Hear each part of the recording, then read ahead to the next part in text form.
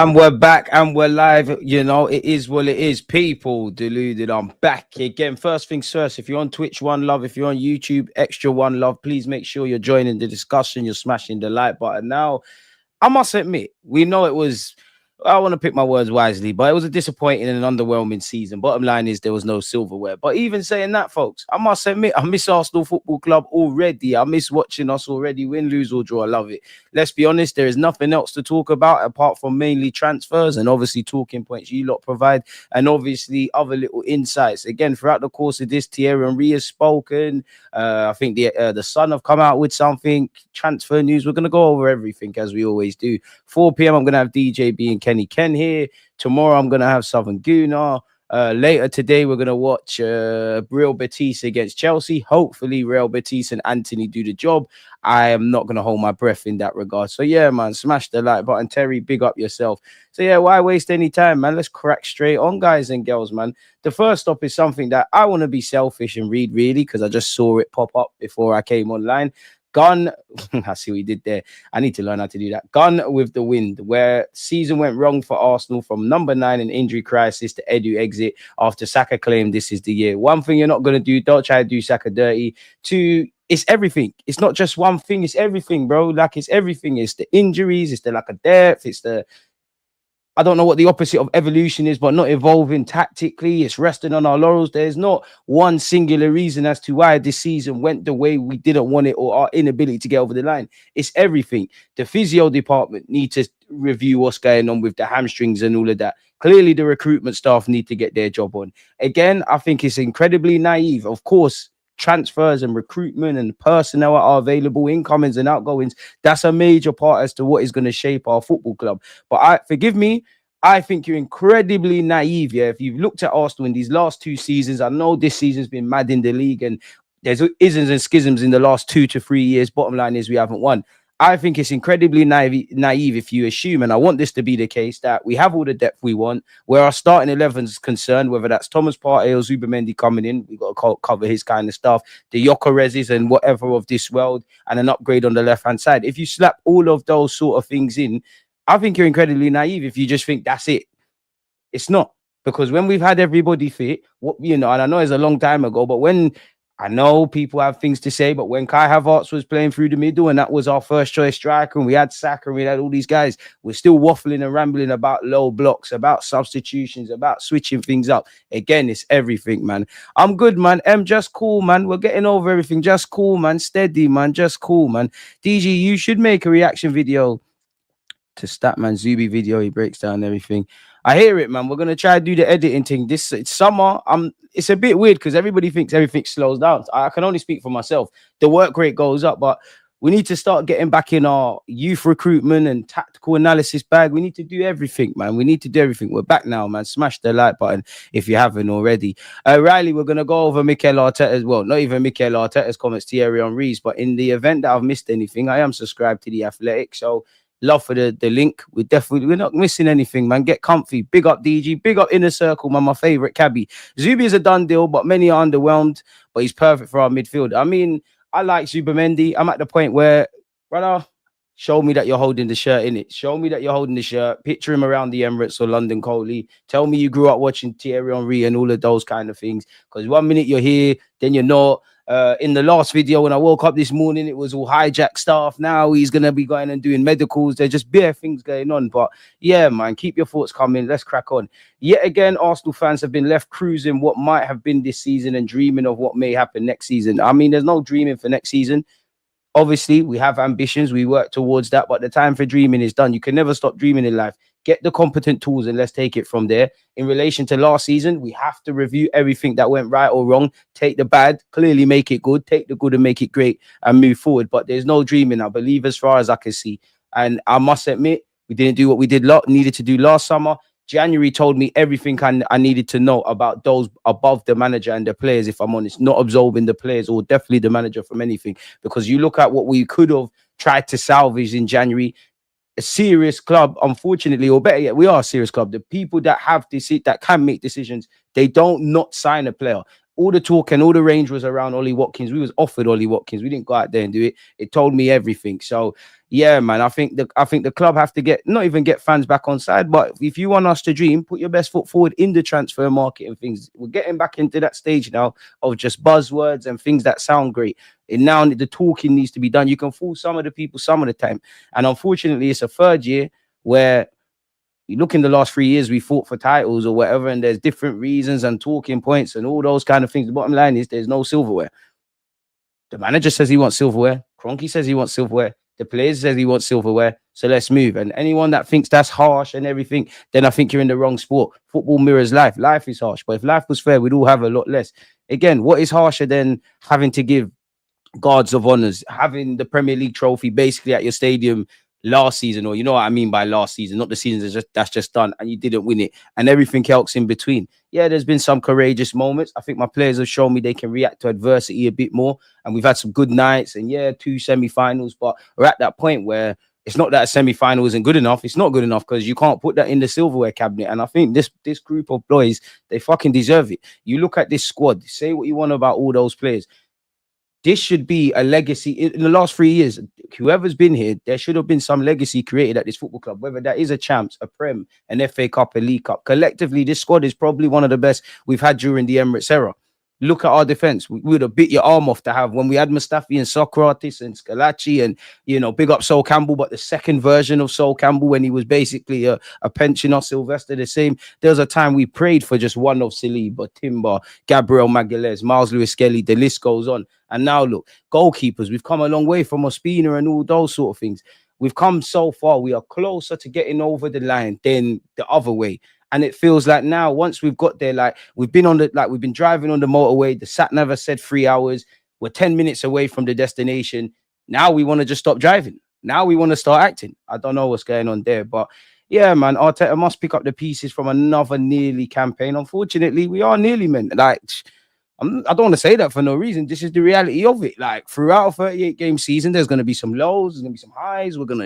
They're going to shock the fan base. No one thought we'd thump up Real Madrid. Well, we're used to competing against the top 6, but the top 6 record stayed. We thumped up City. Ultimately, in May, there's nothing to lift. It's not as good as we're not as good as we think we are. We're not as bad as we think we are. Take the good and make it great. Take the shit and make it good. And let's see what we can do, really and truly, because we're half stepping now. I'm trying to skip out the tush, man. Obviously, I want my star boy to believe we can win the league. I'm not gonna draw him out for that. But moving away from that, the reality was the Gunners were constantly on the back foot last campaign. Amen. From the start of the season. And it began in the summer with a botched attempt to sign an Elite 9. You didn't get Sesko, rocked up with Raheem Sterling, never scored in the Premier League. I got time for Calafiori, but he's been injury prone. Mikel Merino's probably been the best of the summer signings, but he's come up front. And let's remember, when we removed the romance, the man's a central midfielder. Ironically, the new additions to the squad, you know, in terms of those who weren't really part of the squad last year to now, they've been the players that were here all the time. Miles Lewis-Skelly and Wanyeri off the top of my head. I might be missing someone else out. Kivio, big up yourself as well. You've shown you can do a thing at centre-back. Despite having Kai Havertz and Gabriel Jesus as central attacking options, there's been progressive talks with RB Leipzig over Benjamin Sesko, a striker who 12 months ago is now merely a backup option to the first choice target, Victor Gyokeres from Sporting Lisbon. There is conflicting reports a lot of the time when we see Gyokeres and Sesko, and you can tab police look away now. You can see bare tabs. We've got a lot to go over. Arsenal were confident they had laid the groundwork to get Sesko over the line, only for the player to sign a new contract on the 12th of June. Obviously, that was in 2024. The Sun Sport understands this left the club slightly shaken. Probably we thought we did our due diligence. We got that one over the line, but in life, you have to expect the unexpected. And, you know, in hindsight, expect the unexpected. And actually, this season, expect the unexpected, because there was a point, didn't expect to beat Madrid, didn't expect to beat City, didn't expect to be in the semis. Probably expected to be silverless, some of you would say. Probably didn't expect a team 17th to win the Europa League. Expect the unexpected and put our best foot forward. Arsenal were confident. Sorry, I've said that already. It is why it made sense to prioritize other areas towards the end of the window. Whatever. Bringing in midfielder Mikel Merino, Calafiori, and David Raya. Others had their doubts, but Sunsport understands that the push for Merino was one led by Arteta, and his instincts were proven right, scoring 7 goals in 18 games as a heroic makeshift striker in the new year. Now, I like Merino. I think you're a floor raiser rather than a ceiling raiser. I do think rightly to a degree, because at the end of the day, I'm not speaking about fans that, don't do too much, but you can see, if he's struggling on the pitch, you should be able to say he's struggling. If he's doing well, say he's doing well. But I think he was given a harsh start to life at Arsenal. I think a lot of it was because people thought Partey was coming out the side. We needed game changers. Maybe some people thought he was one. The tacticals of this world were saying Marino's amazing, and he obviously got injured. He's played catch up, but I mean, I'm not sure for proving right. Fair enough. Arteta speaks about smash the like button. Arteta speaks about internal solutions. Cool, you found it with Marino, but I'm not trying to be negative or positive. Let's just cut the crap. Cool, it's an option that we could utilize. Whether you get your Gyokeres, your Sesko, it's a long season. We can do stuff with Marino. The man's a midfielder. It's another year of a centre mid playing through the middle. It's another year where has Marino shined a bit more up front than in central midfield? Probably. Big up Marino, but it's not heroic, bro. Like, let's stop the romance around stuff, or let's stop the unnecessarily negative stuff. Let's stop the overly positive. This ain't Disneyland, man, and this is where it gets frustrating. Arsenal were determined not to panic buy to solve their issues. Should have panic bought in January, and that's not necessarily wrong. Sometimes you have to panic. Only in life, when you hit rock bottom, and there's you have to be a bit desperate to make things happen. Something had to be done in the past at the club with little success. There was a growing confidence Jesus had shaken off his fitness issues. One does wonder. I'm not saying our fortunes would have been better just for Jesus. Like, how would your season have panned out if you never picked up that injury because you was going into form? With Arteta claiming the Brazilian looked a different person in pre-season, yet that faith proves costly. By August 20th, Jesus had been ruled out with a groin injury and not able to start successive games until mid-December. By mid-January, he was out until the end of 2025. Damn, with an ACL rupture. We wish him all the best on his recovery. Lumping Arteta with an unsellable, unusable, expensive asset. Yep, boy, 265 grand a week wages, and again, you're not going to be able to flog him until next summer. Sorry, at the very earliest, in my opinion. Some would say next Jan. Arteta then rushed back Declan Rice and Saka from the Euros despite only having 24 days rest. This is why I have no energy for the players. Players have rushed back. Players have come back ahead of schedule with injuries. Players have played with injuries. Yeah, I can criticize the players. They're the ones playing, but honestly, I think the players have given it a good goal, man. I can't. The whole squad. I've seen Lewis Skelly step up. I'm seeing Timber post ACL doing his thing. I've seen Kivior, who I don't think's a bad player, but I didn't really rate you like that. Nowhere near Magalhaes, but stepping up. Marino playing up front, where if we remove the romance for someone that's been struggling, you're not playing in your position. I've got no energy for the players. I think you lot need help. I think Arteta needs help with Berta, and Arteta needs to face the music. I think the players need help. We just need some more seasoning at this football club. Like, a lot of it is around recruitment, but that's not the only thing. So yeah, the man will rush back. Arteta knew we were short up top. It was said on August the 24th. It was at this point Arsenal began to scramble, with some at the club accepting there would be no deadline day miracle. Raheem the Dream, which turned into a nightmare. It's a shame, man. It's a shame how it worked out. On August the 29th, Edu was due to be in Monaco for the Champions League draw, but made a late U-turn to stay in North London. The next day, there were murmurings, and the Sunsport understands that barely anyone knew Raheem Sterling was close to joining on loan from Chelsea until hours before the deadline. At this stage, as far as Arsenal's board were concerned, Edu remained committed despite whispers in Brazil over the summer of interested suitors. But after his resignation on November the 4th, Arsenal were forced to come to terms with losing an integral part of their successful machine. The Sunsport understands that senior figures were genuinely shocked by the news, with some even emotional, having grown incredibly close over the past few years. There was never going to be a rush to hire a replacement. Such was the trust in Edu's assistant, Jason Ito, who's handed in his gardening leave after obviously interviewing but not getting the position that Berta's obviously in. People in his first few days, apparently Berta asked for patience in public. When? I ain't seen Berta say anything. Behind the scenes, was impatient to get going, and is hoping to have 2 or 3 major signings delivered and signed early this window, including Martín Zubimendi and Gyokeres. See, in Berta we trust. I know not one man can change it, but you're moving serious. Despite fluffing their lines in January without a permanent sporting director in place, Arsenal were indignant. I don't even know if I've said that right. I've never heard that before. And then it was the right decision to be patient in finding Edu's successor, even if it meant missing out on mid-season incomings, and that the short-term pain of conceding the title to Liverpool would be worth it, with the club currently in a strong position financially this summer. That's all well and safe. And yeah, I'm all about future-proofing, but I feel as a football club, there's many people in our fan base that think too much about the past. Obviously, we've come a long way. You cannot forget the past. that are in this trap of we always need to sign for tomorrow. Like we need to sign a 19-year-old because when he's 35, we can win the league. Sometimes you need to seize the present moment. The only way of righting the wrongs from the past and positively impacting the future is doing stuff in the current moment. And in these last 3 years, when you look back, whether it's the title, I wouldn't even say this is bit this year that's just gone was a title campaign, but 3 years we've been in title shouts. Obviously, I'm not really too harsh on the Champions League, but semi-finals doesn't win you it, and all the others. The one thing I look at negatively, I must admit, God forbid, is if we look back like, right, you had a golden opportunity to take advantage. We don't know what the future with Liverpool under Arne Slot is going to say, but they're Premier League champions. Do you get where I'm going? We need to start seizing the present moment. Winners win and losers explain. Unfortunately, there's been a lot of reasons as to why we've lost and not delivered and keeping faith or losing patience. The bottom line is we haven't got over the line. How do we get over the line? I don't know. I'm not Mikel Arteta. I'm not better. But one thing's for sure, the way we're going about it at this moment in time, it's not happening this way, is it? Control the controllables. Arteta insisted that Edu's exit would not derail their plans on and off the pitch, but in truth, it was another setback in an already demoralizing and frustrating season, and the players ran out of steam. In hindsight, all the juice went into those 2 games against Real Madrid, and we're done. And there was even a point in January where, what was it, around, I think we drew against Nottingham Forest, whenever that kind of period was where we were just slugging through it, if I'm completely honest with you.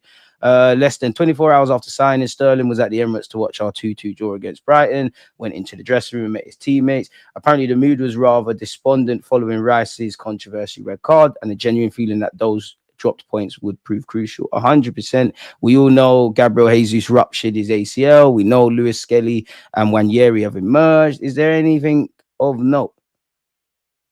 I'm not too sure. The execution was lacking. Too much time was spent on trying to convince Sesko to reconsider. I think this is around January. And when that failed, a 40 million Ollie Watkins bid was made without anticipating Aston Villa scruppering the sale of Duran to Saudi a few days later. We know it was a mess. We all know about how the champs went. Yeah, it went left, and the amount of God for get well soon to everybody. But the amount of times we've seen our players take pictures like this, I feel sorry for the players. You lot have been running to the ground. Like, it's a double-edged sword because Arteta, like, obviously there's bare criticisms, but you've got no, quote unquote, whether we should have signed people in January or not, or the summer or not, you've got no choice but to play these players. You need to get 3 points. So maybe you're not being helped. Maybe the people above you are moving mad. The players, I feel sorry for you lot. You lot have been running to the ground. You lot have not been, it's like you lot are soldiers at war. You lot have not been given any real guns or anything. Like, it's a very frustrating season, man. A very frustrating season. What's this about rally crying and all of this? Yeah, it was lovely to see the pictures of all of you lot. Everybody get a move on for the summer, man. I don't even want to read any of these things anymore, man. But anyways, Arsenal have underachieved under manager Mikel Arteta in the past 3 years, says former captain Thierry Henry. When I say it, people got issues, and that's not me trying to be positive or negative. People always say 5 years, X amount of money. Cool, all of that's valid. I kind of discount the 2 previous years. It's these 3 years. So 2022, 23 to now, where we've arrived now. We're in title shouts. We're, one of the best teams in England, getting a lot of plaudits from abroad, really and truly shooting ourselves in the foot. The top 6 records there. You've got Saka. We've not built on it. We fumbled the bag. Because when we had worse, we won a trophy. Like, I know you can't, and again, please don't misquote me. You look, no, I'm not one of them fans that does this black or white thing. Oh, a trophy. We talk about the nuances, but unfortunately, it's been about getting over the line, and it's another year it hasn't been done. But I'm pretty sure I said all of that at the start of getting into this. He said, I'm not saying that I'm disappointed with Arsenal, but it's normal that people are raising questions now about what the team's doing. What do you lot make of that? I understand that at the very beginning you arrive, it's not your team. You need at the very least 3 or 4 transfer windows to change everything that you want to do. Now, I'm a bit of a hypocrite because, if these last 3 years went the way I wanted, where we've won a Prem, a Champs, picked up some domestic cups, I still maintain that this summer would still be a big summer. All the contracts, outgoings, all these things would have had to have been kind of done. But I also think to myself, and again, I'm just an armchair expert, it feels like we got for a team that's been in this kind of realm for 3 years, and the manager's been here X amount of years, and there's been quote unquote stability. It feels, for me anyways, it feels like we should just be doing light touch-ups to the squad. It's more kind of wholesale at this point. I don't know though. What do you lot make of that? Which, okay, so far, I don't think Henry said anything I can disagree with. It takes time. You have to give the manager time to be able to implement sorry, I understand that. I'm butchering this. It takes time, and you have to give a manager time to be able to implement what he wants to do. For the last 3 years, Arsenal have been in a situation where they should have at least brought one cup or reached the final. I think that's fair. Arsenal have averaged 82 points per season over the past three campaigns, and it's all fun and games. Oh, the last year, if we had them points, this year we would have won it, which is mathematically true. But I've seen Liverpool get 90 odd points, not win the league. I see my manager and my club always talk about fine margins and all of these things. These are the fine margins. This is now where we need to go to. We need to have less of those games where some fans sit there and say, Arsenal deserve to win. We coached a masterclass, possession, field tilt, XG, all of that. Football's you know, we like to analyze on this platform and that, but fundamentally, football's a simple game. Did you put the ball in the back of the net, in your opponent's back of the net, more than it went in yours? If you didn't do that, and if you don't do that enough times, and if you don't keep the ball out the back of your net enough times, you're in issues. And I still maintain this. I'm dying on this sword. We have dropped off a cliff in several aspects defensively, not just our defenders. And even that, I'm a hypocrite, because if we were to say players of the season and whatnot, more time it's been our defenders. And you can talk about Raya's clean sheets to me. You can do all of that. I'm not saying we're not a good defensive side. I think there's too many errors leading to goals. There's too many goals where people are not following runners. We're dropping too many points from winning positions via different ways. These are the things that the devil is unfortunately in the details. It takes me back to a few years ago where we were taught that none of the issues Arsenal have are anything new. Everybody knows we needed a striker, but there was a point people saying, oh, we got 100 goals. Goals are coming from all over, set pieces, this one scoring, that scoring, which is true. That's great. Keep doing that. But over a 38-game period, you're a liar if you say anyone but Bukayo Saka. You could say Marino with his sample size. Kai Havertz has probably been one of our top goal scorers across the last 2 seasons, 100%. Saka is the only one. We've got players, of course, 3, 4, 5 games on fire, getting braces, whatever. Next 5, they're going through the motions. Martinelli and Trossard, I'm not even buying them. Your squad players. You see it. Trossard's probably had a strong end to the season. How many players in that attack are going to do it for the majority of it? It's only Saka, essentially. Our defenders are the more consistent ones. Obviously, Rice with the 8 stuff now. And again, if we want to be a good team that gets to semi-finals, that maybe picks up a trophy here and there, that, you know, get whatever people say, yeah, they can call us bottlers and all of that. We are one. I'm not saying we are, but we are one of the best teams in England. It is a long day playing us. The records show it. The top 6 show it. We shoot ourselves in the foot. If we want to carry on like this, we've got enough, you know. You've got enough. You see, if you want to win a Prem, you need that striker that's getting 20-odd goals. You need the players on the left-hand side to do what they're doing. You need a bigger squad. We need to put people in positions appropriately. And what I mean by that is we do this thing where players that should be on the peripheral things, we make them squad players. Players that should be squad players, we make them first-team regulars, and we put our hat on them. And it's unfair to them. And then we're surprised that we do all right. We have some good moments, some bad moments. We don't quite go to where we could go. And it has to stop. Like, it has to stop. All right, what's going on here? Can you lot still hear me? I'm sure you can. What happened there? Sorry, people. YouTube tab acting, but nonetheless, what is our former our legend and former captain and legendary forward? I reckon you could still play up front for us, some reason, to be brutally honest with you, man. He did say Man United have played in 5 finals in 5 years. The United that everyone laughs at, whereas for Arsenal in the last 3 years of building, they've not reached the final. So I do understand when people ask, surely you should compete for a trophy. I think that's fair. And for Arteta sexuals, because the negative ones do a lot, if you really rate the manager and the team and we're the biggest and we're the baddest and we're this and that, why have we not got over the line? I'm not saying we're going to do the Real Madrid thing, win Champions Leagues all the time. I'm not saying we're going to dominate domestically like City. But it's been 3 years now. There's nothing. But yeah, what do you lot think? I want to see if we missed out anything as well. Riley was such a cool guy and actually sent a link to The Athletic. Maybe there's been some more talking points from Thierry Henry. So let's see what's going on. Should have won more under the manager, Mikel Arteta. To be fair, we should have won a lot more under Wenger as well, if I'm honest with you. He, in brackets, brought in the players, in brackets Arteta. He brought Raheem Sterling when everyone wanted a 9. He had time to get a 9. I'm not the coach. I don't know how discussions go, but everyone has been screaming for a 9. And for me, I think people paint images in their head of whatever they want. If you like Arteta, you're going to say, oh, it's all Edu. He was asking for players. Edu said this and that, like he was there. That might be right. Arteta could have been begging. Edu could have messed up. Edu could have been begging. Arteta messed up. They both could have been begging. Kroenke's not doing stuff. They both could have been incompetent. If you're at grandma's house as a little kid and you're playing with all your cousins and someone breaks something, everybody's getting beats. That's where I'm at. I'm a fan. It's not I don't know what you lot are doing at London Coley. I just know we need a striker. If a striker don't arrive, everybody has to hold that. Same way if a striker rolls in, everybody gets their praise. I don't see what's wrong with that nonetheless, man. But yeah, moving on. Arsenal summer plans. Bukayo Saka contract. Big money striker signing to fuel fresh title bid. We're at that stage now, innit, where is we go again next year. Propaganda, season ticket renewal, shirts coming out. Give us a signing. We got no choice but to go again. Like, I live my life on it is what it is type of thing. Like, it fully is what it is. Just out of interest, what has Henry done in management? Not as much as some, but that doesn't mean he's not allowed an opinion. If Thierry Henry, being a former manager, yeah, and a former and our captain and a legendary player, if he can't have an opinion, us armchair experts can't. And I'm not saying you, I'm a real gunner, yeah, and I understand football's tribal, almost borders on religious. I'm not saying you, but Arteta sexuals have comments like that, and I just feel it's not right. Like, if you remove the messenger and look at the message, what's wrong with that? I feel there's too much division in this fan base. Arteta is the shittest thing in the world, or he's the best thing in the world.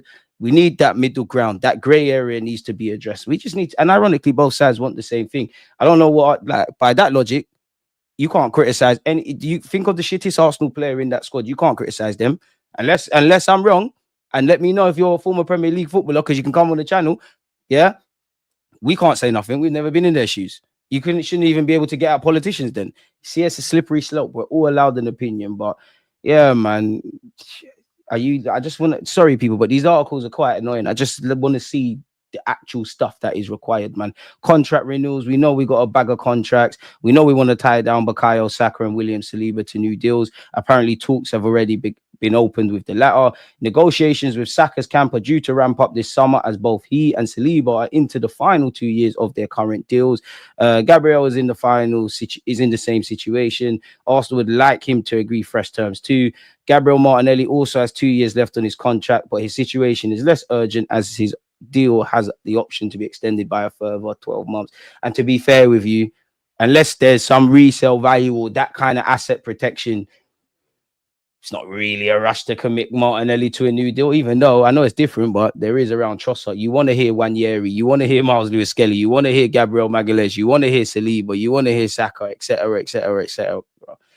So yeah, just cool in a circle, man. Just cool, man. Listen, respectfully, you know I'm here to serve you lot, but yeah, let me manage the channel. We're gonna get there. Just cool, man. Just cool, man. There's bare tabs. Just relax. Get a drink, man. Get a drink, man. But yeah, Martinelli, there's not really going to be a rush. As it says here, Wanyeri and Lewis-Skelly both have a year left on their contracts. And depending on what article you read, Chelsea and all the big boys want Wanyeri. Real Madrid are looking at Miles Lewis-Skelly. Yeah, tie them down, give them the paper, man. Thomas Partey will be out of contract at the end of next month, but he's in talks over a new deal. Leandro Trossard has also reportedly held talks over fresh terms. In terms of incomings, we know Arteta can be a big fan of Isaac as much as he wants. I'm a big fan of I'm a big fan of a lot of things, but it doesn't mean anything. That's cool, man. That's cool in relation to Ancelotti. We all know Arteta is a good manager. There's many things to like about him, but because, man, I can only speak for myself because I rate you, have to hold you accountable. And I think, no, respectfully to you, yeah, if Omri was blowing hot smoke up people's ass, wouldn't have said anything. And even with that means, like, Omri could paint over to you to go back to this comment and say, I'm not listening to your critique of me. You ain't played for Arsenal. You ain't played for Barcelona. You ain't played at this. You ain't done that. Everybody's allowed an opinion. Without us fans, it doesn't matter what these players, Ballon d'Or and all these things. Without them, obviously, we're not watching the sport that we love. So, yeah, we keep hearing the same things, though. We know we want a striker. We know we're rather fond of Isaac, but we're not going to get him. Sesko and Gyokeres seem to be all the range. We know we've got an interest in Hugo Ekitike's Frankfurt, which has been touted as an alternative solution. So has João Pedro. Ollie Watkins in January was there. Arsenal would also like to add a backup goalkeeper, midfielder, and wide player during the transfer window. Defensive reinforcements could also be on the menu, but that is more dependent on outgoings. Atletico Bilbao winger Nico Williams is a long-term target. He has a release clause of around 50 million. Reports in Spain have claimed Real Madrid's Rodrigo may be available this summer. He would surely interest Arsenal as well as other Premier League clubs. Zubimendi is expected to join. We remain keen on Mr. Garcia of Espanyol. In terms of outgoings, we know Tini's cutting, Jorginho's cutting, Neto's cutting, Sterling's cutting. On paper, we know that we want to get him to renew his contract, but on paper, Partey's gone. Tavares is already basically a Lazio player. It's come out that Lukonga's actually signed a new deal, better yet taking out his option, but we'll go over his interview. He sounded like he's going to cut Fabio Vieira. I reckon, unpopular opinion, listen, Fabio Vieira and Nelson have to cut in it, but we might have to keep one of them, like them kind of, not necessarily those players. We might have to keep them because we're not going to let 10 go and bring in 10. Couple of those kind of weird ones might have to stay for depth purposes. Now, admittedly, I want to get them off the wage bill. Admittedly, I'm sure Nelson and Fabio Vieira, like Lukonga, you need to leave. Like, as a footballer, like you're at Arsenal, you're contracted by Arsenal, you're employed by Arsenal, but you're here for like 6 months and then you're gone. You need stability, and we need to clear up the wage bill. We all know Zinchenko's got a year left on his contract, people, and apparently will be allowed to leave if the right offer comes in. Dortmund were keen on him in January. I reckon he leaves, yeah, but being devil's advocate, do you not believe there's a couple players at our football club that like we have to make you move more than you have to leave? Now, obviously, they want first team football. And I know when it comes to footballers, people, oh, money is scary, they're getting paid a lot. But devil's advocate, what if Zinchenko is sitting there with the mindset on one hand, like, yeah, I want to leave. The club wants me to go. I want to go play football. I'm seeing an academy player take my spot. I've won trophies at City. I need to feel important somewhere. But what if he says, you know what, I was an Arsenal fan growing up. If I run my deal down, I might be more attractive to other clubs. I get my loyalty bonus. My wife and kids are comfortable here. You know, we've been talking about depth, have we not, people? We've been waffling about depth. What if he's thinking, Mikel Arteta might have to, I might get options in midfield if Odegaard's struggling. Maybe he needs to keep me around. There's been a bit of injuries. If he's going to be more flexible with rotation, then there's that. What if Dortmund or whoever make an offer for Arsenal say it's not acceptable? What if we get an offer that is acceptable and Zinchenko says, I'm not really feeling that. The wages are not waging. I'm not saying he's like that, and please don't misunderstand me, but there's a couple of players we got to remember in that angle, man.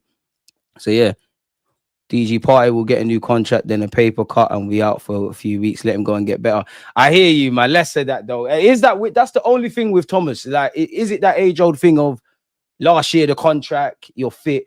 Because Partey's a weird one, man. I think when Partey's fit and available, and he's one that he's not really like, he can't be injured and then just come back in and you're great. He like needs to play his way into it. Like what? He came out the side against PSG for the first leg. Whatever game it was in the Premier League after that, he was pony. He's a weird one. But bring me Zubimendi, get me Partey. Do all the other things. I would like 2 centre midfielders. Berta, I beg you, put on the wall 2026, 27, the next centre mid. So we'll have to see. Kiwior has started in the last 11 games of the season. It is unclear if he will leave Arsenal this summer. I wouldn't necessarily let Kiwior leave. I think there's a bag of players that need to go before him. I think we need to keep him for depth. What if he thinks, yeah, do you know what? Maybe the manager says, you know what? You can rotate Magalhaes and Saliba and throw me in at centre half, not necessarily left back. What if he thinks, you know what? I've got a taste of first team football. I've played against Real Madrid. I coped well. I'm actually him. What if he says, you know what? I want to leave?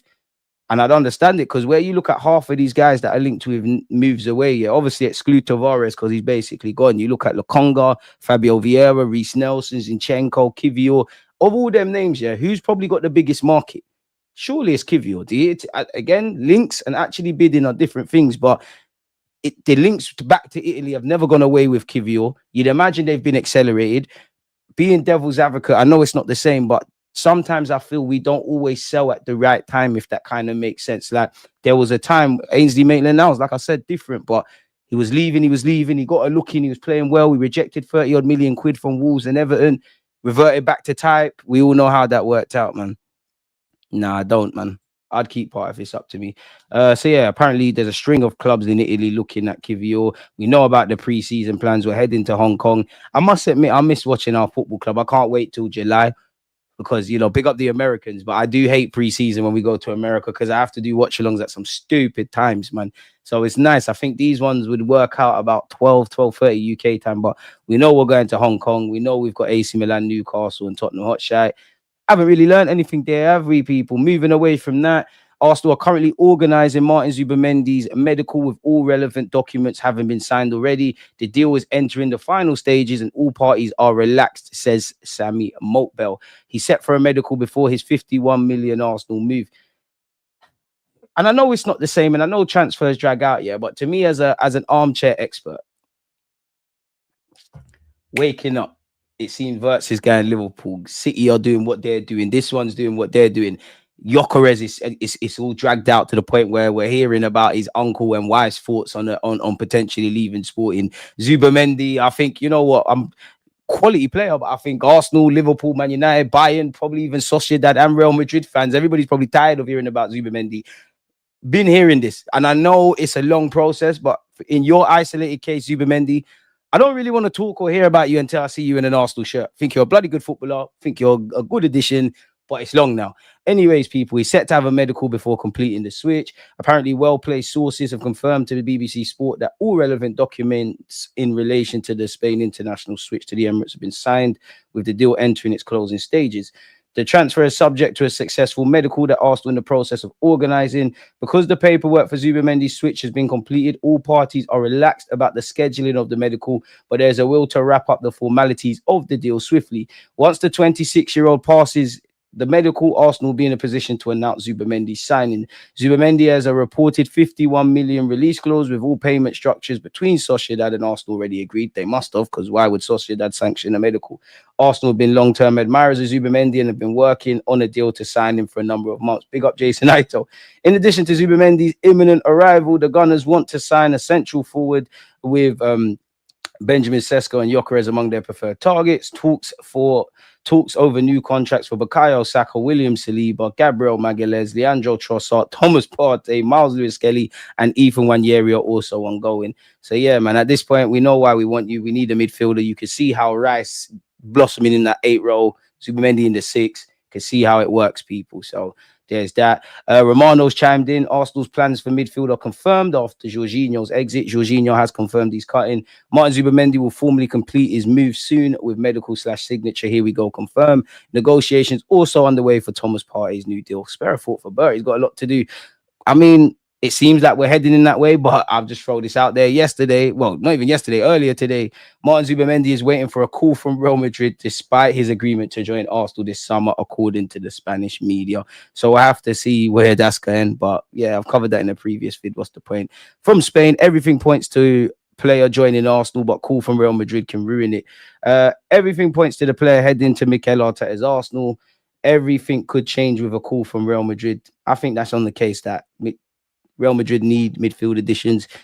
Xabi Alonso worked with Zubimendi. Obviously, the Spanish impetus there, I don't really buy it. If Real Madrid goes all out for him, the Spanish international will go to the Spanish capital, although everything points to London and Arsenal. I mean, it's Real Madrid, isn't it? Arsenal finished a league campaign without a single player scoring 10 or more goals for the first time since 1923-24. Obviously, there was injuries, but it further highlights the need for more attacking additions to share the burden. Apparently, I don't know if this is true. Prize money 177.8 million from the Premier League. I don't know if that's true, my friend, but fair play. Vice President of Sporting, Francesco Salgado Zena, has revealed Sporting have not received any offers for Victor Gyokeres. At the moment, there are no offers. He has 3 more years on his contract. We want to keep the best players and retain talent. They're going to do that. AEGA, 63 goals and 17 assists in 57 games. He's got to be a legend at Sporting, surely. Izan Khan, I believe, of the Daily Mail is behind the paywall. On the left wing, Nico Williams is Arsenal's priority, but his wages make it difficult to do. Rafa Leao and Jamie Gittins have been looked at too. So because they've been name dropped, are they the ones? Going back over what the Sporting brother said, we've gone over that. At the moment, there are no offers. He has 3 more years on his contract. I think the answer has been given. Sporting's transfer plans won't be any different from last year. Pardon me, we want to keep the best players and retain talent. We want to continue to be champions, have competitive teams and fight on all fronts. I've been in this role for 7 years. In 7 years when Sporting were champions, we made even few sales than in other years. The fact that we are champions gives us greater ability to retain players and talent. Coincidence or not, we have not had to sell any players in those times. Not that we have received any offers, but the market is not under our control. We're always dependent. It's thought Gyokeres could be snapped up this summer for around 60 million, and the striker apparently was calling his future. We'll see. It's football. You never know what can happen. It's impossible to say anything for sure. I don't know anything. I tried to focus on the last few games. If something is true, we'll see. Fair play. And yeah, his girlfriend, I'm not going to read. I've read this far too often, but yeah, long story short, his girlfriend has promised fans that she's going to try and get him to stay in Portugal. Apparently, his uncle chimed in as well and said, oh, we had a meeting. he's going to stay. I don't know. I know happy wife, happy life. You have to listen to your family, etc. But you have to live your life with no regrets. At the end of the day, yeah, whatever financial benefits your family are getting in the life they're living is because of you. Whether you want to go to Arsenal, this one, that one, make sure that you do what you need to do. You're 26, turning 27. This is a big move for you wherever else you go in this day and age where the striker market is crap. You seem like a good market opportunity. If you want to stay at Sporting, fair play. Apparently, it was reported on Tuesday that Arsenal had sent reps to Lisbon for talks with Gyokeres' agent over a deal, people. So at this point, everybody's heard the same things. You know, we hear that it will take £58.66 million, which equates to about 70 million euros, presented with a 5-year deal of 7 million, worth 7 million euros, which is about 5.8 million quid, and a signing on bonus of around 10 million quid. So we're hearing the same things at this moment in time, people. But at this point, it's probably one that's just all these journalists, it's going to get engagement in it. You talk about Arsenal, Man United in primarily, you're gonna get engagement. So we've heard all this 5-year deal stuff, and 70 million bids have been placed, and agents have been having talks with Berta. And I have no doubt that everybody's talking with everyone, but get over the line. We have been linked with Nick Waltmade, people, who scored 12 goals in 28 Bundesliga appearances for Stuttgart, out of just 17 starts. Who is a forward? He's 23, stands at 6'6", so you can see why he's be alerted to Arsenal. Arsenal and Napoli apparently have made contacts with Stuttgart to inquire. He's won a trophy there as well. Atletico Madrid and West Ham are said to be interested as well. In an ideal world, I'd love 3 attackers. I'd love 3 attackers and 2 centre midfielders, maybe 3 centre mids, asterisk, a 10, an 8, and a 6. But I know we don't live in that. I'd love a Gyokeres. I would love like a number 2 kind of striker. I still think you need a left winger. Marry that in with the existing options. I think we're laughing, but we need to get one through the door first. Apparently, Arsenal were left slightly shaken when Benjamin Sesko signed a new contract at Leipzig last summer. The Gunners were confident they had laid the groundwork to get the deal over the line. So expect the unexpected. Player left out of club's tour as Arsenal position themselves for transfer. Gunners need to start at 70 million euros. If this is around Sesko, was he not in Brazil? This is said Sesko will be left out on the club's PR tour to Brazil as Arsenal position themselves for a transfer. That's according to Blind, who report Leipzig don't want to take any risk with the Slovenian because he's their big sellable asset. They explain that Sesko missed Tuesday's training session due to a slight knee irritation and will not be playing on Wednesday either. He was seen in slight pain after training this week. I saw him surfing on social media. Leipzig don't want to take any risk with a striker. He's their hottest transfer prospect, really, when you got Xavi Simons, and will likely make the jump to an absolute top club this summer. Leipzig are willing to start talks at 70 million, but hope it increases to 100 million. They believe the striker is a complete package despite his young age. Arsenal and United are particularly interested in him. Juventus and AC Milan are also in the mix, but it's the Gunners who are seen as the leading candidates and position themselves for the striker. Leipzig are yet to receive any concrete offers for their star man and would like clarity on the matter as soon as possible. They seemingly have their eyes on Arsenal, who have promised a big summer spend to strengthen Mikel Arteta's squad. Whether that includes the 70 to 100 million euros on Sesko remains to be seen, but Leipzig won't take any risk with him. In the meantime, right now it appears to be the German club lining up Sesko for Arsenal more so than the Gunners chasing the deal themselves. So maybe we've pivoted away from Sesko into Gyokeres. We also have been linked with Hugo Ekitike every now and again. Apparently Liverpool are moving aggressive in his pursuit. We've been linked with Atletico Madrid's Julian Alvarez. Does anyone believe that? I would love him at the club, but you just got your feet under the door, through the door, better yet, in Spain. And, you know, you got a good project. You've done well there. Probably should have went further in the Champions League if it wasn't for a dodgy penalty. I'm sure the climate and the way of life and how everything is in Spain or in Madrid is a lot more mimics Argentina than Manchester. And you got Argentine gaffer. You got a bunch of Argentine teammates. I'm sure they've all got Argentinian girlfriends. Probably got a good little social life over there. And it's always felt with Julian Alvarez that, not that he's not humble, but he just wanted a bit more importance. And you've got all of that. Man said, move on from the Sesko guy. I want Gyokeres. I've said that bit, but I think some of you sleep on Sesko too much. I think he's going to be a bad boy forward, but I'm not really on this training strikers business. I want a couple of players that are just ready right now. Sesko is required. Big up DG, fellow mods in chat. Hope you're all blessed. Hope you're all doing blessed. Jerome, my guy, love Arsenal, hate the ops. I hear that. DG, what's the hardest league, Germany or Portugal? I'd take Sesko. Germany for me. Well, I'm not being funny, man. Like, and I know there's a bag of guys in Portugal or that were in Portugal that moved to other leagues and it's been dead. But again, unless there's something different, yeah. The game that we all love, whether you play in England, France, or whatever, there's unless you're Arsenal, typically there's 11 players out there on each team. So there's 22 players. The pitch dynamics are the same. The goals are the same. If you can score goals there, you can score goals here. And I'm not gonna sit and act like some Gyokeres expert, but what I've seen of you at Coventry, what I've seen of you at Portugal, you show me variety in your play away from goals over 90 minutes. You show me versatility in how you score. You're a thinkers man's footballer. Obviously, with every signing's a risk. And at least if Sesko fails, there's a lot more upside, even though Sesko, based on reports, seems a bit more expensive.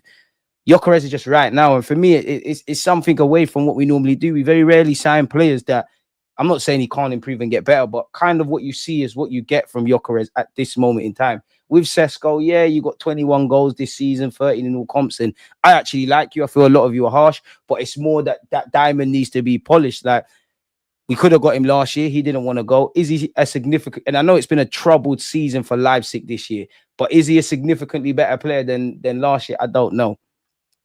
And I don't know Sesko probably, you got to be a starter in it, but is Sesko going to be the starter or is that more of a rotationary guy? Gyokeres surely has to be that. And I know I'm being a bit silly with this comment, yeah, but you didn't want to, I'm sure you had your reasons. You wanted to stay at Leipzig, another season on your belt, all of that kind of stuff, develop without pressure, all them kind of things. But if you're a serious striker, and Arsenal are onto you, I'm not here to say we're the best, but you're going to join an exciting project where we're on the cusp of stuff. We're doing this youngster thing, growing players. Arteta is seen as one of the innovative managers. There's the London aspect as well. You're 21, probably the cutoff point of when we were a big bad club. And you look beyond all of that, bro. Respectfully to Kai Havertz, that's a centre mid playing up front. You think you can't finesse his spot? It makes too much sense to go and join us. So if you got scared, maybe, you were speaking to Arteta, he said stuff and it weren't making sense. That makes me think, ooh. And even if Gyokeres was disabled, I don't think he would be. But if you don't think you can take Havertz's spot, I don't know what's going on there. Romano, I mean, I don't believe the Julian Alvarez links, people. 100%. I don't believe the links. But in terms of humoring you, Romano said something. Atletico Madrid absolutely want to keep Julian. There's interest from the Premier League. It's true for sure. But Athletic insist on keeping him. I wonder if Man City regret selling him. To be fair, surely, and I know it's all at different times, yeah, but where City are at now, I always wonder, like, what if you kept hold of Cole Palmer, of Julian Alvarez, of Morgan Rogers? Like, where would you have been? Premier League clubs. I have no doubt with Berta coming in, he might have floated the name. Chelsea were linked with him, so I think them. You never know, he'd fit it. Everyone, Liverpool need a forward. It could make sense, but yeah, man, I don't think it's happening, innit? And they spent 81 million quid on him. They'd be selling him back here. They know the Premier League has money. It's not making sense. Liverpool have been linked with him as well. Arsenal and Liverpool have both been linked with Kubo as well. People like him, think he's versatile. Be another Sociedad player. Don't really think he's a game changer, but you tie into the squad. Probably a better wide option or someone with the ability to play out there than a Nelson and a Vieira and all of these kind of guys. So we'll have to see what is exactly going on there.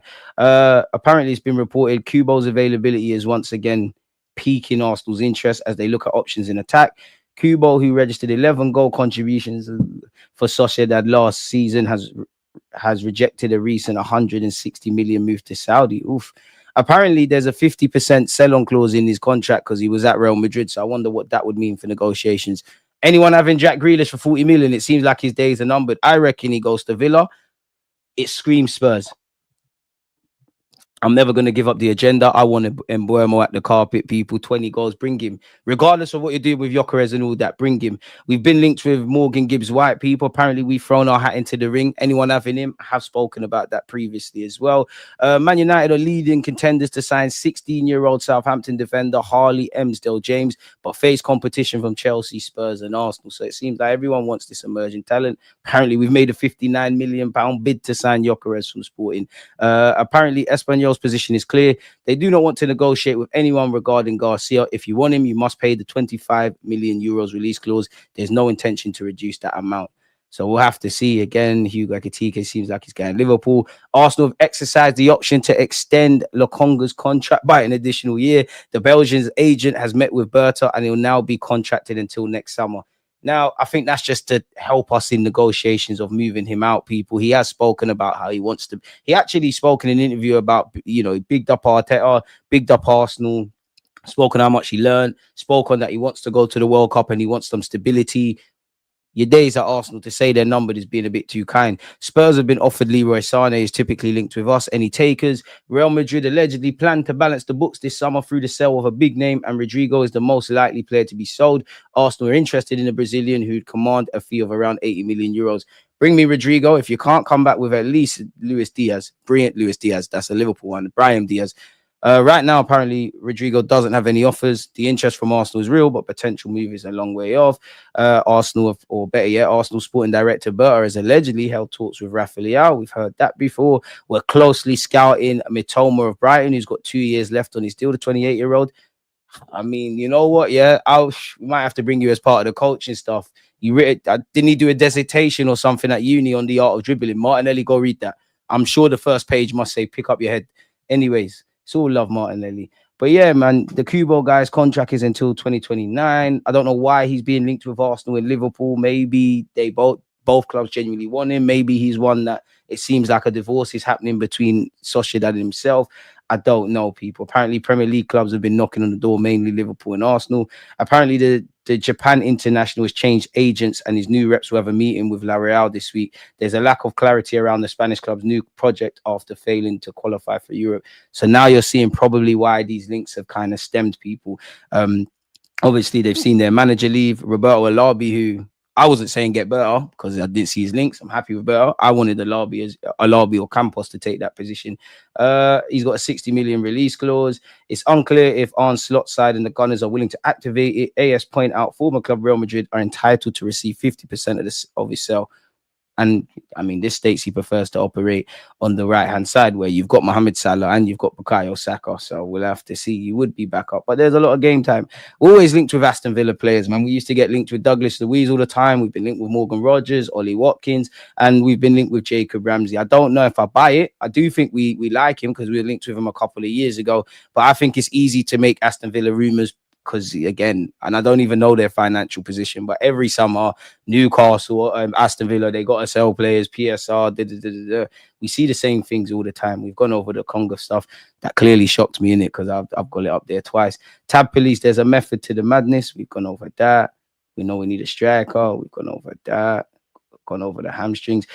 Henry on hamstrings, it got worse. Surely there's something to work on. Buying players, going to the right training camp, doing your cold bath, hot bath, training well, and not getting players injured. It's on the staff. Damn, Henry. I'm not even going to read the Ashley Cole comments because I know you're not going to be on to me. Happy birthday, Lacazette, by the way, man. Big him up.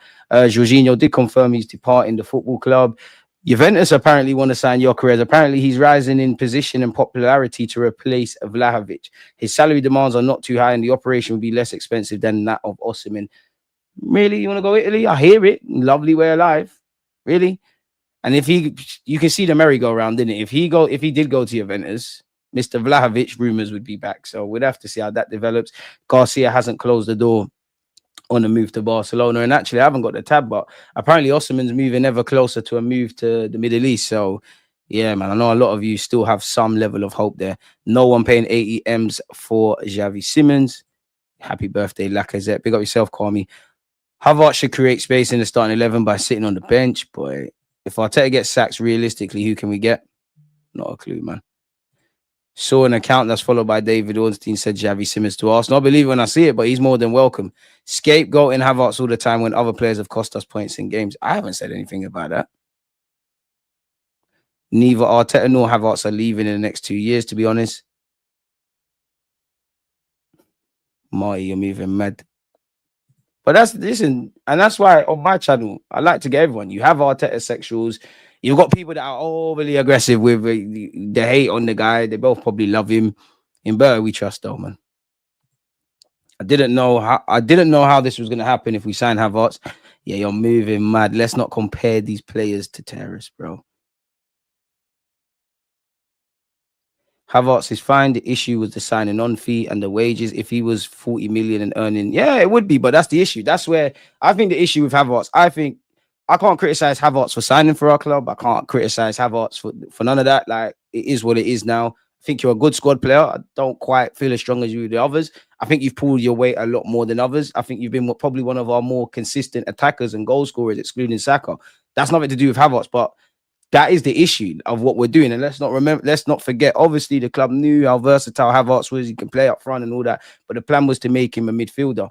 And again, it goes back to the point of what I said in that when you really fine tune it, like there's not too many players that you'd obviously be disappointed, but there's no one that you look at in August apart from Saka. And in May, if they ain't got double digits, which we know Saka was injured, you'd be disappointed. You hope Martinelli and Trossard can do it. They've shown us seasons where they can, but you don't know.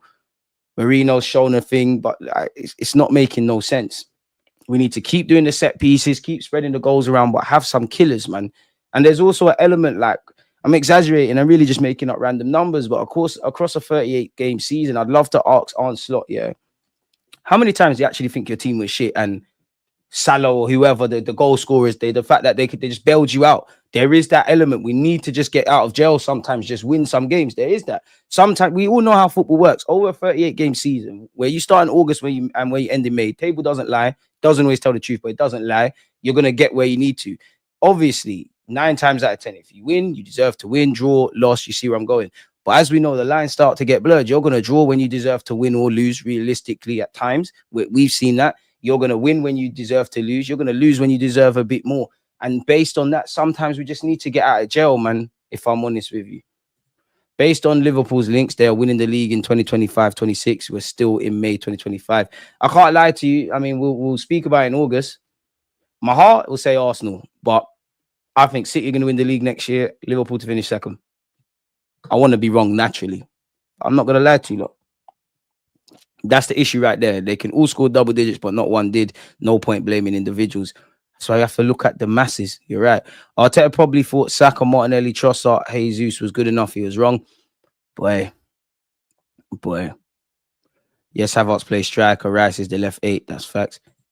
Oh, so I am you lot, man. Stop. You lot have a decent chat, man. Stop abusing others in the chat, man. Because I'm trying to go through comments and you lot are very strong and with your opinions and whatnot, man. Please smash the like button. If you have already, big up yourselves. We've got 70 likes, man. Can we get to 100? Musk can do that. If you don't do that, we're not getting no striker. Saints youth is ridiculous, bro. Something's in the water over there, innit? Really in the water, and they're probably gonna lose Tyler Diblin, a player I'd love to have, man. Sesko can stay in Germany. I want Gyokeres. He's just a plan B. Havertz isn't there to lead the line. He's there to help the squad come on when it ain't the strikers' day. I'm on that. Yeah, man. That's what I mean with the squad players. Trossard, Martinelli, Havertz, Marino. You lot can chip in and help us and whatnot. But see, that starting 11 has to make sense. Everything has to make sense in the summer. Like this club needs to buy what it needs, not what it wants. You might want a striker that is very versatile and whatnot. We need someone that can score goals. At the end of the day, that's why they're paid a lot. That's how, no matter how we shape it, if I just say some random managers, Sir Alex Ferguson, Arsene Wenger, Pep Guardiola, Mikel Arteta, Xabi Alonso, Carlo Ancelotti, Conte, all different managers, different philosophies, different walks of life. What one manager thinks the most important thing to his tactics, the next man might think the least, and one might be more attacking than the other. But whatever you shape it, no matter what they want to do, football is a very simple game. You can be as attacking as you want. You still got to be able to defend. You can be as defensive as you want. You still got to put the balls in the back of the net. You don't put the ball in the back of the net. You don't win games. People don't win trophies. Teams get relegated. People lose jobs. Need to go back to basics now, man. And we're so, I'm not here to say we're amazing, but it's like, this is being in, like, let's say where this mic is, that's winning the Premier League. The mic is winning the Premier League. This is where we're at, maybe a bit further back based on this year, but that's Premier League. And let's just say that's winning trophies. This is where we're at. This is where we've come from. I don't even know if you lot can see it, but you can get where I'm going, in it, all the way over there. We've come a long way. Bare things right. Some things have gone right. Some things have gone wrong. Whatever, we've got to this point. We're here now. Just one little push. We're flirting. But it's like now that we've got here, we're resting on our laurels. We are literally closer to getting to where we want to go, then going back over there. Why stop now? Why mess around now? That summer cannot happen again. You don't need to earn the fans back, because you can't have it weren't serious. Last summer was not serious, and I don't know if I'm right on this, because I used to say, and again, you are allowed to change your minds. I was more pissed off with the summer than January, because I know January reactive window, difficult to do business, all that kind of stuff. But January, like, Come on, Arsenal. I think I've criticized the players and Arteta enough. People above you, come on. In January, I don't know how you do it, but you should have done something. You lot told me everything, man. Havertz is literally twice the player was at Chelsea. Havertz is okay, man, but he shouldn't have been bought in the first place. We know he's on big wages. Arteta's going to probably have to still play him and justify that. It is what it is. Just sign me the upgrade, didn't it? Summertime 2025. I'm seeing all you lot get on to Kai. DG a bit controversial. I'd take Darwin Núñez with a bit of love. He would be a good fit for us. I like Darwin, but bro, nah, man. You're the best thing about Darwin and the worst thing is you're too chaotic. You could probably win us a couple of games and then lose us one. Actually, he played a key role in Salah scoring that equalizer. But nah, man, I don't think he's a terrible player. I do think I can see why he frustrates. But we need players who we know what we're getting, man. The best, as I said, the best thing and the worst thing with Darwin Núñez is you don't know what you're going to get on a match day. And you can't be a starter. You can be in the squad, come off the bench and do your thing. You can't. We've got too many players like that.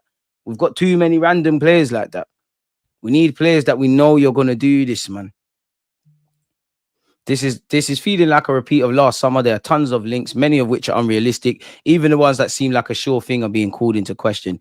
I always say, and obviously every day we'll talk. Sometimes I'll be a bit more bullish than others and all that kind of stuff. But always say I'll shut my mouth until the window closes. But if the window closes and you ain't got a striker, you ain't got a centre mid, you ain't got a left winger, I'm not thinking, yeah, we've got depth to do this. I'm not excited about the added quality into the 11. Then that tells me everything I need to know. And then it's just back to what some Arsenal fans do and just think everything is, not saying anyone here, everything's going to go right, rightly or wrongly. Things are going to go wrong. You're going to play shit sometimes. Referees are going to shag you. There are going to be injuries. Like everybody just thinks this is some weird life. That there's going to be games where we do have 20 million shots and bare possession, but we don't necessarily win. And on the other hand, there'll be times where we hardly have anything, but we walk away with it. We need to get over the line. We talk about every game's a cup final. It's time to effing act like it, man. Sesko is quintessential. Need this player. Sesko is required, man. Move on from this Sesko guy, boy. I keep hearing Berto wants this player and that player. Has he taken over the manager's job? I don't think so, and I guess we'll only know. The missus will go with him. He's making the money. She'll fall in line. You'd be surprised, though, man. There's a lot of footballers who don't leave clubs or move to clubs and leave because obviously their kids are not getting on in school. The wife is, she ain't got no friends. Like, you got to remember, people uproot their life, you know. Like, let's just say I'm from Saudi Arabia. I'm a decent footballer. I moved to London. Yeah, obviously your wife's going to support, but the kids ain't got their friends again. You got to get them in school. Your wife's family's not there. There are those things to consider. Like, it is a job at the end of the day, but I'm not being funny. Gyokeres, come on, man.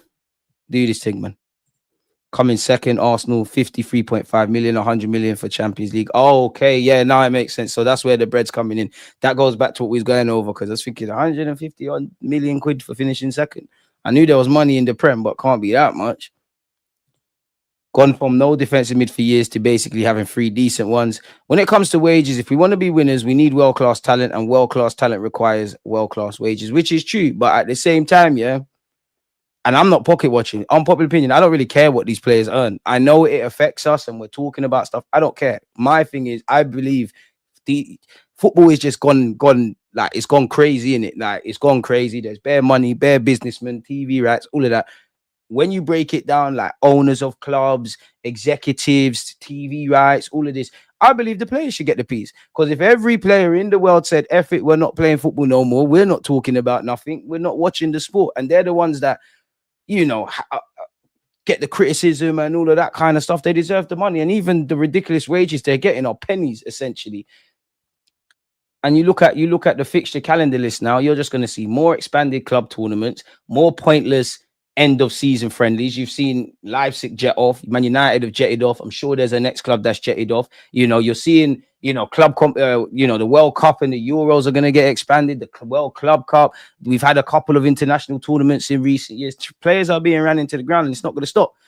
And more than physically, mentally, like they don't really get a chance to switch off. Yeah, they get money and yeah, you can do all of that, but they're never going to get rest. Is there any coincidence? And it's not the only reason, but all of these things I've said, the product of football, and I hate to refer to it in business terms, but the product of football is the shit. It's a mixture of the fitness and all of that stuff. And obviously football's a bit more system based. It's crap now, man. Big up you lot, because we go so everywhere with these streams, but appreciative to you lot. Players who are targets didn't see Arsenal as regular Champions League competitors coming up. Were a season or so away from signing what? We're a season or so away from serious signing wars. I don't know what was, man. I just want people through the line. I hate to be that guy, but I don't believe anything until he holds the shirt. He snubbed Liverpool last year. I hear it with Zubimendi and all players, but especially with Zubimendi. It's always the family stopping players going. Victor Gyokeres needs to say, I'm going to win things. We're running the Betis mid. Our signings take 90% longer than any other club. Less said that. It's definitely not. Let's try to get to 100 likes, people. Road to 70k. Big up yourself, Michael, man. Alexis could have gone for 70. I don't know for all of that stuff. Party's been available basically every game. It's crazy. And the sad thing, I don't want to say it, but would it surprise anyone he signs a new deal and then he kind of, not that he wants to, but reverts back to type? New from Blim Seska. Oh, sorry. Appreciate Inspired Channel. I did cover that, but I appreciate you, man. We have to get extra funds to bring in a few more players after the ones we bring in. But I'll say it before, Berta is not sleeping a wink. Like, Berta is not sleeping a wink in these next few days. Months, better yet. DG, don't worry about Ethan. He's already signed. If you could be a soup, what soup would you be?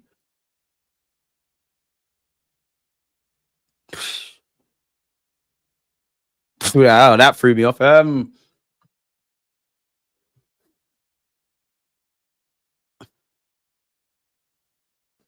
Chicken with the dumplings and everything. I know it's not really soup, but must be able to say cornmeal porridge. I know it's not soup.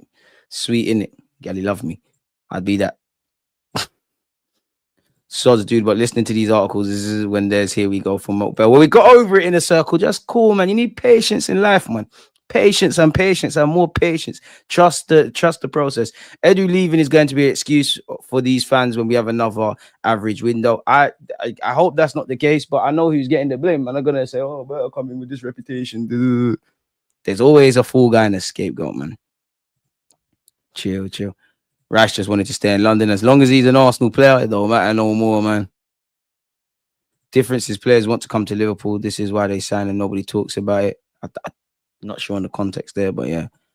See, look at these wankers about what's TT done in man. Oh, chill, man. Why are you lot on violence, man? Why are you lot on violence? Get Zubimendi, get a striker and a winger. Start selling Lokonga, Fabio Vieira, Zinchenko, and Nelson to finance a more attacking-minded midfield signing. I don't think we're going to. I mean, I don't know anything, but I don't think we're going to sign another midfielder. I really don't. I think Partey renewal, Zubimendi through the door. I think that's them done. If I'm honest, I want one. And you've obviously got the very young Tranquillo, Max Dolman. Would love to see Nwaneri exposed to more central midfield moments. Nwaneri just used this summer to get up to speed with what Arteta wants in that Odegaard role off the ball. On the ball, you can do it. It's all them other isms and schisms. You got memories, a young lad. On the pole, Zubimendi, Gyokeres, and Williams is good, but I still want someone to compete with Odegaard's spot. Make Rice or Gabriel the new captain. But the Vert still has been cooking for over a year. Big reason why they didn't spend last year. And to be fair, if you're Salah and Van Dijk, you know, the clubs, obviously the club are not going to tell you players what they're doing, but you'd imagine during those negotiations, beyond the obvious, they must have said, yo, listen, we're going to do this and that. They're signing. Liverpool have technically got 2 signings through the door in it, maybe 3. They don't. It's a bit of a cheat code, but the Valencia goalie, I'm sure they signed him last year or last Jan, so he's through the door. I don't know if he's going to be better than Trent or whatever, but Frimpong is an exciting, attacking kind of minded fullback. He's through the door. They're going to get Kirkes, which is going to be a wavy signing. Florian Wirtz, you can't help but be jealous. I reckon they sign a midfielder. I don't think Gravenberch can play 6, but I think they're going to more put him further forward. They got players who can play in the 6. I think they more want a household 6. Yeah, man. I've said it. Listen, I want to be wrong, but and again, somebody remind me, because you know what? For my long-term supporters, not my fans, and I call you lot supporters for a reason, people, because if you imagine the example of a fan, right? When you're hot, like me being a content creator, the fan stays on. When you're cold, the fan goes off. So I like the supporters. So to my supporters, please hold me accountable. Ask me in June, 28th of June, and then 28th of July, and then obviously just before the season starts, who I think is going to win the league, because we need to do a bit more of those contents. I'm gonna still say, I think I said it earlier, I'm gonna say City to win the league because I just have in my mind Pep's just gonna move mad. I don't know how he's gonna do it. I just see too much madness. He lost his wife and then he got his wife back. City have rubbed out. They spent bare money. He's getting rid of some of his coaches. If you're Pep, you want to if I was Pep, people are talking crazy about me and my team. Fair enough, we were fourth or whatever, and it was a stinky season. But I've come and bullied this league, bullied it. I'm gonna remind you, look, Liverpool. The only way is down in it, and then complacency is a killer. And unlike last season, I don't know, to be fair. I think this season they're coming into it, Premier League. If we get to the final of the League Cup or whatever, let's go. We shouldn't have went out of the Champions League when we did. Liverpool, we've won it. So I think City are going to win the league. Liverpool second. I'll go with Arsenal third. Of course, I want to be wrong. I want us to win it. We deserve it, us fans. But yeah, man, it does take time. We need to look into Arteta with the amount of surgery our players have had and the physios. I'm good, Films, man. I hope you're doing better, my dude. Big up yourself, man. I'm supposed to chill when the champions have already confirmed and set the best attacking player signings on the market. I'm not going to lie, and I know it's not the same, but I just think to myself, see when you see Omar Marmoush, because we could be wrong. We're just fans, but we're all saying, Arsenal could do with him. City just bought him. It's them kind of sign. You can talk about Nico Williams and Rodrigo and this one and that one. It's those kind of ones where you can, and it could have flopped for us. Imagine we had Marmoush when we've had no striker at the moment. Off the left, Marmoush, I can't lie to you, it would have been Saka, Marmoush, bring me my Gyokeres, bro. But then you wake up and there's Martinelli at home. You don't know I love Martinelli, but fucking hell, it's all mad. The sadness this season in the league, we lacked that fine margin. We kept Liverpool honest, but we didn't challenge. I don't think we kept Liverpool honest. I'll be real. I don't think we kept Liverpool honest. I do agree. I think it's the furthest thing from a challenge. I think we lacked everything, man. I think we stagnated. I think we were complacent in the market. Yeah, man. I just don't think we answered the questions that need to be answered when you want to go from a team that's huffing and puffing, semi-finals, top 6 record, flirting with the league to getting over the line. Is what it is, man. I like Kubo, but he's been poor this season. Go to Madrid. Real prospects like Nico Pass at Como. Looks like he's ironically returning to Real Madrid based on talks. Thierry Henry told us everything we need to know about the situation at the club. He has never been salty with, so what he says is on the spot. The players have been running to the ground. Then the saddest thing is some people foaming at the mouth with what Henry's saying. They agree with it. It's just the fact that he said it, and I think it's more I think it's the younger fans who only know Thierry Henry post-retirement, or those that are just so in love with the establishment and the tribalism, they can't separate the message from the messenger. I don't want to compare football to religion, but it more or less is, quote unquote. So when you're telling people they're wrong or look at another side, they're going to meet you with friction, innit? DG, my brother, our problem is that we have one too many players we need to get rid of. We need Lautaro Martinez as a 10. Really, 10? And a false 9 with our main striker, whether it's Sesko or Gyokeres. Okay, I hear that angle. We're not getting Lautaro, though. That's big bread. Zubi deal was set in motion summer 2024. Berta had nothing to do with it. Berta just had to probably just get over the line. You're right. There's probably been talking. Edu probably done what he needed to do in that, and then he effed off. Jason Ito, who's going to be leaving soon, made sure it kept ticking. Berta probably just got over the line, but the bulk of it probably wasn't him. We'll never know, though. Jota and Watkins legit for you boys. In isolation, I wouldn't be against them, but Jota's not been able to stay fit with you lot. So Arsenal tax, we're never going to see you. The Jota on YouTube, 100%, I'll have him, but you're not going to stay fit, man. I'm tired of we got too many of them, good players. I don't see you too often. Everybody knows how much I love Tomiyasu. I will make every case for Tommy in this squad, but I can't have another season of 6 minutes, bro. I'm not saying you can't get injured, but 6 minutes of Premier League football. Really? I don't know what's going on. Maybe he was rushed back. I don't know. But the one thing I would say with him, as opposed to where you look at, the Salibas who's picked up a hamstring injury, Magalhaes, Saka, Kai Havertz, might be missing out 1 or 2 more, man. But at least with them, they're durable. It's a thing where you've been running to the ground. Maybe you've been mismanaged. Maybe there's an element of that with Tomiyasu, but you are injury prone, unfortunately. We have multiple players who can do 10 to 20 goals a season. Basically, every attacker adding quality won't hurt, but they need to pull their fingers out primarily. I'll believe it when I see it, man, because Martinelli and Trossard, you've shown me you can't do it. You show me a year or two you can go through patches. The only one consistent don's been Saka. Another one where some of our best options are players we ain't bought, man. And I don't really feel you've invested in the attack as much as in goal and midfield and defender. I need that now, man. Come on. 83 likes, you lot are buying it, man. If we get over the line, I feel we'll build a dynasty. The problem is getting there. I don't know if we win a Premier League, if we're going to retain it and all of that. Let's get the first monkey off our back and just keep it moving. He is a jigsaw piece. We need squad depth and quality. Arteta learn to rotate the squad, man. I love how our fan base wins when Liverpool are going to sign Zubimendi. Then when we do it, they don't rate it, even though he's actually what we need. You know how fans are, though, bro. What does Saka have to do with it? Could have predicted the injury. Saka was talking from the standpoint of the performance in 2023-24. There are a lot of factors which led to the problems in 24-25. BG said it there. Don't forget it's that time of year. It's a fourth year. The previous one was finishing fifth instead of fourth, failing to get over any line. Fair. You know what, though? It'd be good to have Alvarez as a right-footed version of Messi, despite people thinking we don't need him. Hey, listen, Alvarez is more than welcome to come to the carpet. I just don't buy it. United K. Fuck your team, but yeah, big up yourself. We need Ndai, Eze, Mateta. We need Prem-proven players. All these European players ain't it. Eze's more than welcome, but...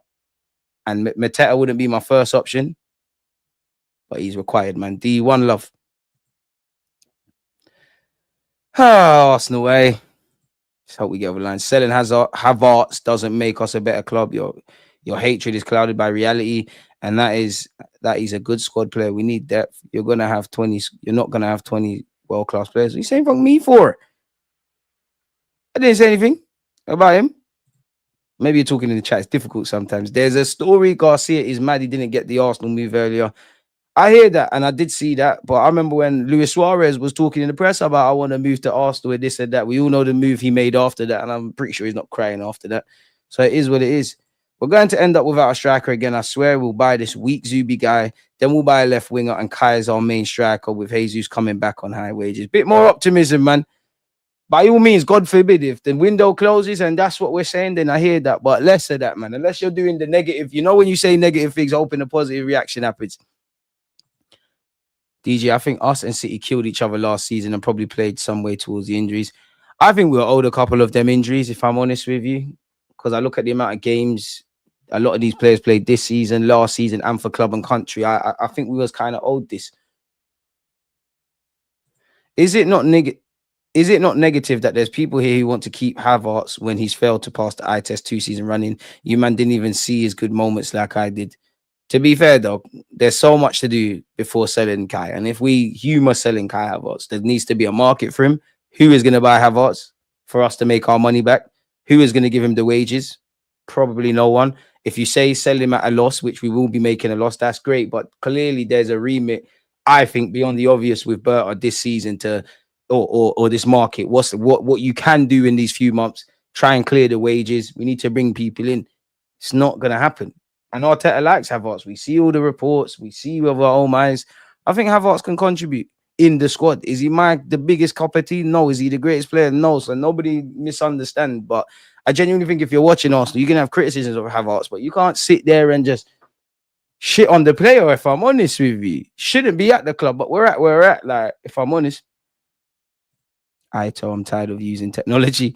DG, I'm not feeling Williams. He isn't as good as people think. He's a Sesko kind of signing. He's one for the future. I hear it.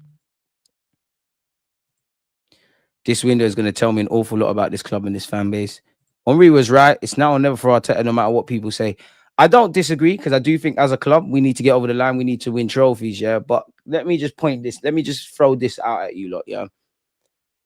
If we had the exact same, minus injuries, but if we had the exact same season, if we fast forward a year from now, yeah, and we've had the exact same season, like let's even just say we finished second, it's 2 points off whoever's top, we've got to the semi-finals, we effed up in the FA Cup, ultimately, we haven't won silverware.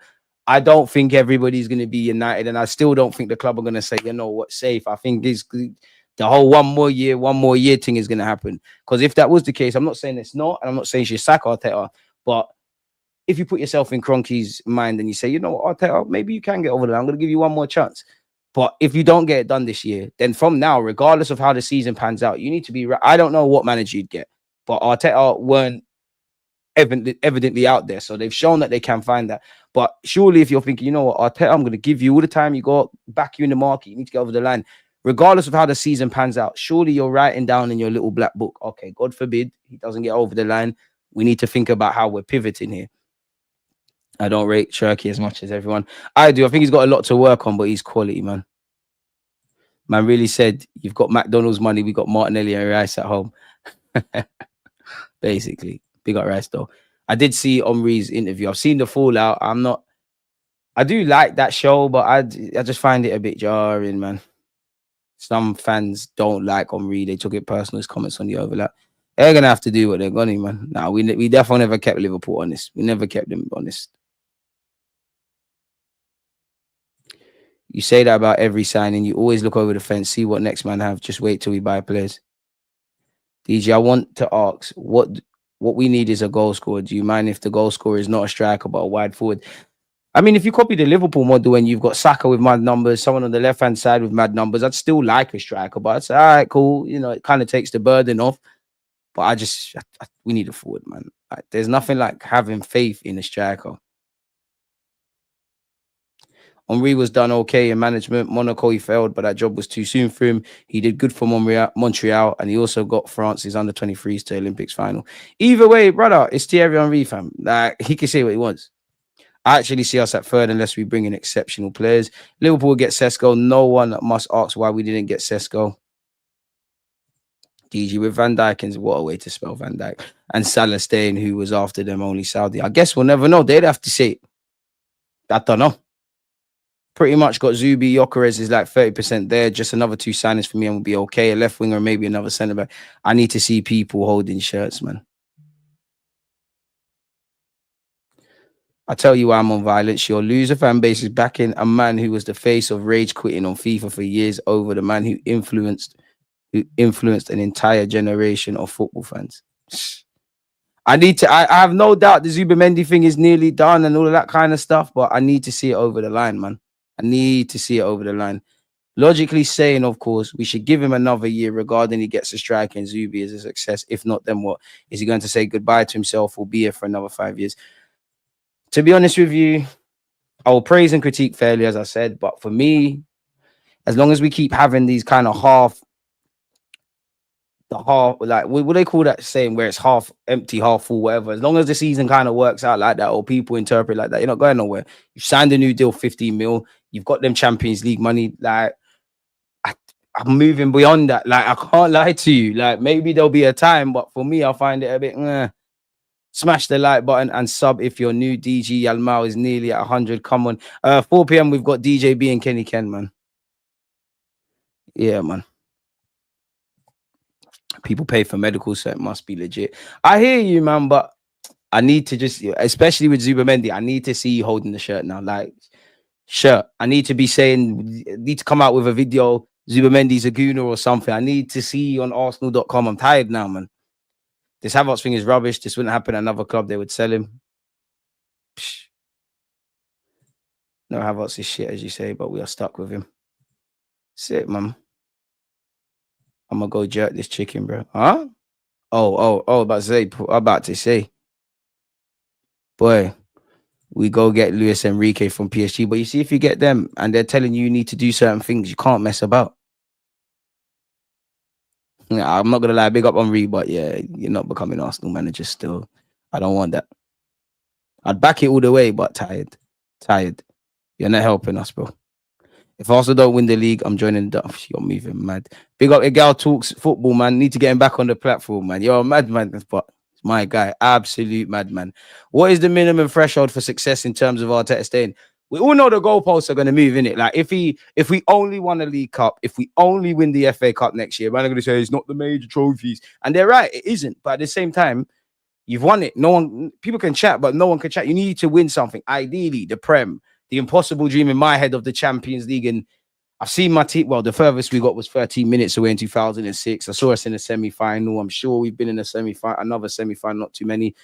I don't want to sound pessimistic, but it felt like maybe it was our time. Now I'm only 30. God willing, I'd live many more years. But I've kind of accepted the fact that I'm going to die without seeing my team win that. Premier League, we need to make a proper fight of it, man. We need to stop talking about the same problems of the last 2 years. I allow the 2022-23 season obviously the difference with us and Liverpool is they've got it over the line and the dynamics are different, but nobody expected them to win it this year, or many people didn't have them down. That year, nobody had us in there. We need to learn now. We need to get over the line. You need to get silverware, bro. There's no, whatever way you shape it, in whatever context is, whether everybody's fit or there's bare injuries, the one constant has been not getting silverware. You need to get silverware. You need to get over the line. For the players more than anything as well, man. I feel sorry for, you keep hearing me say the same things. I feel sorry for the players. DG, I just want Berta to be allowed to do his thing, to get the best of his ability despite Arteta and some of his crying. Zubi's going to do a medical exam in a few days and make the Arsenal move. Get it done, my guy, man. Get it done, man. I'm ready to say you're the best 6 in the world and all of this sort of stuff. I'm going to say it from now. He signs for Arsenal. He's going to score against Man United because they were chatting off about his performance in the Europa League. Whatever happens, it's all still rumors until the player is at the sober training center holding the shirt. True. I'm not going to lie. I'm not going to call it that sober thing, man. I'm not going to call it that sober thing. You ain't done nothing, man. You ain't done nothing. Gal, chill, man. You're too emotional. My guy, though. I'm not calling it that sober thing. It's always going to be London Coley. Always going to be London Coley. If Arsenal win the Premier League next season, nobody will talk about Arteta. Everyone will praise him, even people who doubted him. They had no choice. Hey, no hating on Kenny, mate. No hating on anyone that comes on my platform. Whoever don't like whatever show, it's like TV. Turn that one off, man. In a circle, you're a tough man to please, you know, my guy. But fucking hell, geezer, like then we will be in a conversation of next year again because we played better football than last year. Still no trophy. This is the scheme for Arteta board every year. But need silverware, man. Need parades in North London. Need a day out at Wembley. Need the players, man. They deserve it, man. Saka deserves it. Gabriel Magalhaes, the Bear man deserve it, bro. Bear players deserve it. I feel sorry for our players. I'll down that here. I feel sorry. I respect every one of those players that have played this season. Don't mean I think you're amazing in that. I feel sorry for you. I think you lot have been shortchanged. I feel the manager has let you lot down in certain aspects. I feel the club has let the manager and you down. And I think everybody here, apart from the fans, obviously, we've all let ourselves, everyone at the club, they've let themselves down, man. It's another season of explaining. I need to see players in shirts or just talk. I hear that. I'm gassed for Zubi. I like Zubimendi, man. I wouldn't say I'm gassed. I am and whatnot, but my thing is striker. Like, that's when I'll be excited. I need a striker. No one can be definitely nobody dissing the girl. No one can hear. But yeah, I'm back at 4 p.m. people. I know you lot need a little break. Again, in terms of where we've covered the transfer news and the talking points, I'll cut up the clips and get that out for you. As usual, if you've hit the like button, interacted, engaged, whether you're on YouTube or Twitch, silent viewers, just big up yourselves, man. Like, big up the supporters. You're not fans, you're supporters. We're here together, DG Nation. So yeah, the road to 70K continues. Make sure you're following and subscribing. Make sure you're following on Twitch, because with the season being done, to be honest, we can have some fun away from football, if I'm completely honest with you, and diversify the content. But on that note, you lot stay safe, stay blessed. But if Zinchenko leaves, I got the black Zinni for you. Against this right back, Charlie's definitely.